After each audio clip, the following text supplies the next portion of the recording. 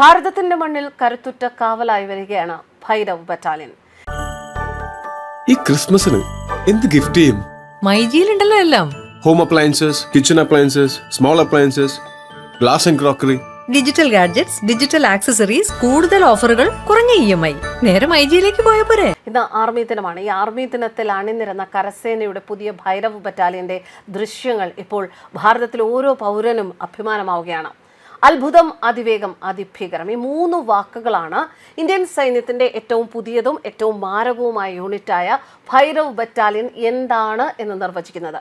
ഒന്നുകൂടി വ്യക്തമായി പറയുകയാണെങ്കിൽ, കണ്ണിമ അടച്ചു തുറക്കുന്ന സമയം കൊണ്ട് ശത്രുപ്രദേശത്തേക്ക് നുഴഞ്ഞു കയറാനും ശത്രുവിനെ വീണ്ടെടുക്കാൻ പോലും കഴിയാത്ത വിധം ശക്തിയോടെ ആക്രമിക്കാനും ഭൈരവ് കമാൻഡോ സേനയ്ക്ക് സാധിക്കും.